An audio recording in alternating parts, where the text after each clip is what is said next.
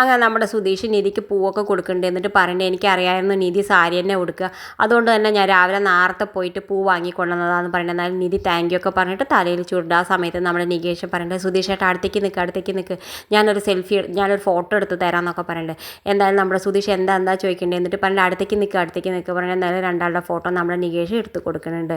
എന്തായാലും എല്ലാവരും കൂടി അമ്പലത്തേക്ക് പോകുന്നുണ്ട്. അമ്പലത്തേക്ക് പോകുന്ന സമയത്ത് എല്ലാവരോടും ഓരോരോ പൂജയൊക്കെ ചെയ്യുന്നുണ്ട്. അവിടെ ഒക്കെ പൂജയൊക്കെ ചെയ്യണ സമയത്ത് നമ്മുടെ അമ്മായി വന്നിട്ട് പറയുന്നുണ്ട് ഞങ്ങളുടെ പൂവല്ല ആദ്യം വെക്കണ്ടേ, ഇവരിന്ന് വന്നവരല്ലേ, ഇവരുടെ പൂവ് എങ്ങനെ പൂജാരി വെക്കാന്നൊക്കെ പറഞ്ഞിട്ട് പൂജാരിയോട് ഒരുപാട് ദേഷ്യപ്പെടുന്നുണ്ട്.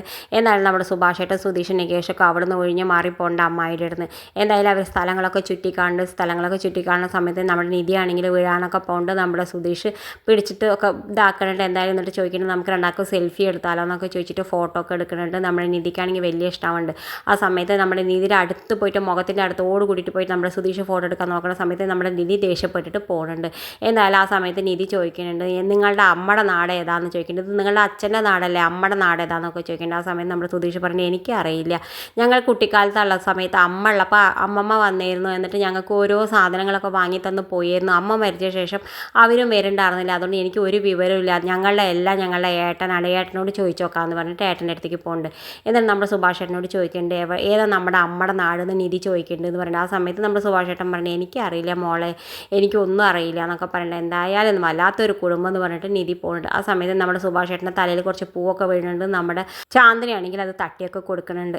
എന്തായാലും പിന്നെ കാണിക്കേണ്ടത് നമ്മുടെ അമ്പലത്തിൽ പോയി എല്ലാവരും ഇരിക്കുന്ന സമയത്ത് അവിടുത്തെ സുധീഷിൻ്റെ ആൾ വന്ന് പറയുന്നത് നാളെ ഇവിടെ പെണ്ണുങ്ങൾക്ക് വേണ്ടി ഒരു പ്രത്യേക വഴിപാടുണ്ട്, പെണ്ണുങ്ങൾ അത് ചെയ്ത കുടുംബത്തിന് നന്മ ഉണ്ടാവും എന്നൊക്കെ പറയുന്നത്. ആ സമയത്ത് നമ്മുടെ ഇത് പൂജയല്ലേ എന്ന് വിചാരിച്ചിട്ട് നിധി പറയുന്നത് ഞാൻ ചെയ്യാമെന്ന് പറയുന്നത്. ആ സമയത്ത് അമ്മായി അവിടെ നിന്ന് അപ്പുറത്തിരുന്ന് പറയുന്നുണ്ട് നീ ഇത് ചെയ്യും കുറേ ചെയ്തതാണ്, എനിക്ക് ഒരിക്കലും ചെയ്യാൻ പറ്റില്ല എന്ന് പറയുന്നത്. ആ സമയത്ത് നിധി പറയുന്നത് ഞാൻ എന്തായാലും ഈ പൂജ ചെയ്യുമെന്ന് പറഞ്ഞിട്ട് വീട്ടിൽ പോകുന്നുണ്ട്. എല്ലാവരും വീട്ടിലേക്ക് പോകുന്നുണ്ട്. വീട്ടിൽ പോയിട്ട് നമ്മളെല്ലാവരും ഇങ്ങനെ ഇരിക്കുന്ന സമയത്ത് നമ്മുടെ നിധി ഇങ്ങനെ ആലോചിക്കുന്നുണ്ട് എന്ത് പൂജയാണെന്ന് ഇങ്ങനെ ആലോചിക്കുന്ന സമയത്ത് അയാൾ വരുന്നുണ്ട്. അയാൾ വന്നിട്ട് പറയുന്നുണ്ട് ഭക്ഷണങ്ങൾക്ക് ഉച്ചയ്ക്കുള്ളത് ഇവിടേക്ക് വരും, ഞാൻ ഏൽപ്പിച്ചിട്ടുണ്ടെന്ന് പറയുന്നത്.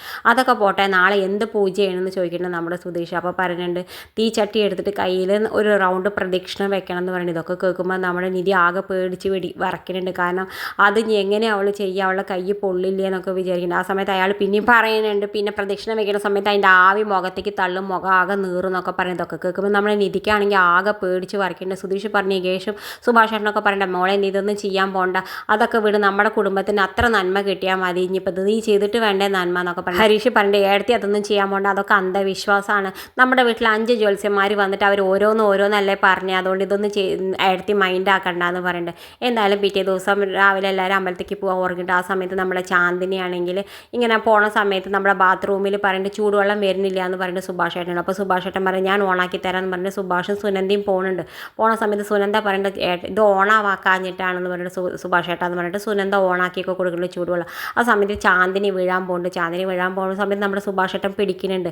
ആ സമയത്ത് നമ്മുടെ സുനന്ദയുടെ മനസ്സിൽ വിചാരിക്കേണ്ടത് ഇവർ രണ്ടാളും കല്യാണം കഴിച്ചൂടെ എന്നൊക്കെ വിചാരിച്ചിട്ട് നികേഷിനെ വിളിച്ചിട്ട് ചോദിക്കേണ്ടത് ഈ കുട്ടി ആരാന്നൊക്കെ പറയുന്നത് നമ്മുടെ സുഭാഷ് ഏട്ടനൊപ്പം പണിയെടുക്കുന്ന അവിനാഷ് ഏട്ടല്ലേ, ആ ഏട്ടൻ്റെ അനിയത്തിയാണെന്നൊക്കെ പറയേണ്ടത്.